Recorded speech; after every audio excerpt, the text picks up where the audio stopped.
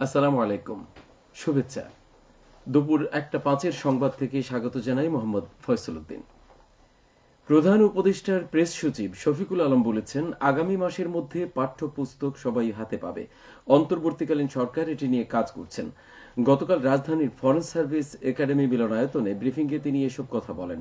এই সময় অন্তর্বর্তী সরকারের প্রধান উপদেষ্টা মাহফুজ আলম, প্রধান উপদেষ্টার উপ প্রেস সচিব আবুল কালাম আজাদ মজুমদার ও পূর্ব জাহাঙ্গীর, সিনিয়র সহকারী প্রেস সচিব ফয়েজ আহমেদ উপস্থিত ছিলেন। সিলেট বিভাগে ভূপৃষ্ঠের পানি ব্যবস্থাপনা ও ব্যবহারের মাধ্যমে কৃষি উৎপাদন বৃদ্ধির প্রকল্প অনুমোদন করেছে জাতীয় অর্থনৈতিক পরিষদের নির্বাহী কমিটি একনেক। এতে ব্যয় হবে প্রায় ৫০০ কোটি টাকা। বিএডিসি এই প্রকল্প বাস্তবায়ন করবে। একনেকের সভায় এই প্রকল্পটি সহ ৪,২৪৬ কোটি টাকা ব্যয়ে ১০টি প্রকল্পের অনুমোদন দেওয়া হয়। এতে সভাপতিত্ব করেন একনেকের চেয়ারপারসন প্রধান উপদেষ্টা ডক্টর মোহাম্মদ ইউনূস।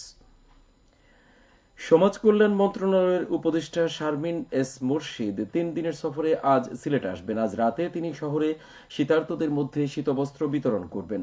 আগামীকাল দুপুরে তিনি শহরতলির বাদাঘাটে কিডনি ফাউন্ডেশন হাসপাতাল প্রকল্পের উদ্বোধনী অনুষ্ঠানে যোগদান করবেন। উপদেষ্টা পরদিন রবিবার মহিলা ও শিশু বিষয়ক মন্ত্রণালয়ের ডে কেয়ার সেন্টার ও ২২টিলা সরকারি প্রাথমিক বিদ্যালয়ে কিশোর কিশোরী ক্লাব পরিদর্শন করবেন।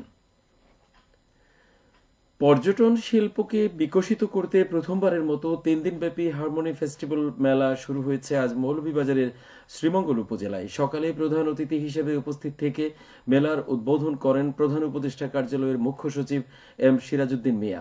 ১০ থেকে ১২ জানুয়ারি পর্যন্ত উপজেলার কাকিয়াছড়া সরকারি প্রাথমিক বিদ্যালয় মাঠে এই মেলা অনুষ্ঠিত হবে।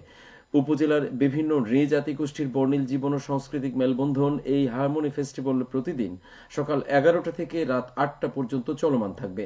তাদের জীবনাচার তুলে ধরা সহ ৪৪টি স্টলে তাদের হাতের তৈরি বেত ও মাটির রকমারি তৈজসপত্র, পোশাক সহ বিভিন্ন ধরনের সরঞ্জাম প্রদর্শন ও বিক্রয় করা হবে। তাছাড়া নৃত্য, সাংস্কৃতিক অনুষ্ঠান সহ নানা ধরনের ঐতিহ্যবাহী খেলা তুলে ধরা হবে। এতে স্থানীয় ও দেশের বিভিন্ন এলাকা থেকে অফিসার ইনচার্জ রুবেল মিয়া।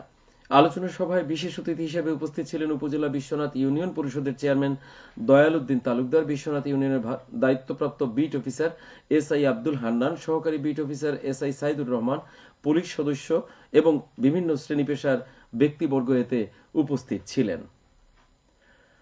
৩ দিনব্যাপী তাফসিরুল কোরআন মাহফিল শুরু হয়েছে গতকাল সিলেট এমসি কলেজ মাঠে। মাহফিলে তাফসির পেশ করবেন ইসলামী বক্তা ডক্টর মাওলানা মিজানুর রহমান আজহারী।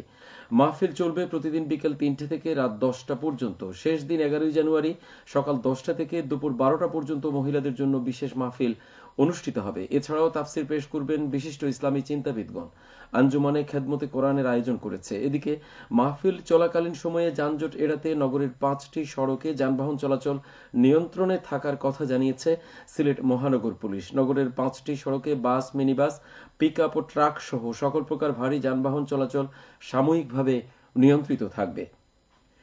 সিলেটের ভোলাগঞ্জ ১০ নম্বর এলাকায় অভিযান চালিয়েছে বিজিবি, পুলিশ, এনআরবি ও আনসার বাহিনীর সমন্বয়ে গঠিত টাস্ক ফোর্স। এ সময় তারা অবৈধভাবে পাথর উত্তোলন কাজে ব্যবহৃত ২২টি ভাইব্রেটর মেশিন, ১৮১টি নৌকা ধ্বংস করে। গতকাল দুপুর ১২টা থেকে বিকেল ৩টা পর্যন্ত এক্সিকিউটিভ ম্যাজিস্ট্রেট সিলেট জনি রায়, কোম্পানীগঞ্জ উপজেলা নির্বাহী কর্মকর্তা ও সহকারী কমিশনার ভূমি মোহাম্মদ আবুল হাসনাতের নেতৃত্বে এই অভিযান পরিচালনা করা হয়।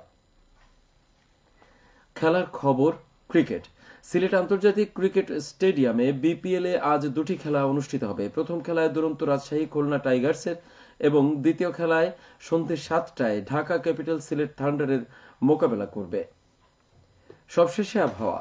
সন্ধ্যে ৬টা পর্যন্ত পূর্বাভাসে বলা হয়েছে সিলেট সহ পার্শ্ববর্তী এলাকায় আজ কোনো সতর্কবাণী নেই এবং কোনো সংকেতও দেখাতে হবে না। আজ সিলেটে সূর্যোদয় হয়েছে ৬টা ৩৯ মিনিটে এবং অস্ত যাবে ৫টা ২১ মিনিটে। সংবাদ শেষ হলো। আমাদের পরবর্তী স্থান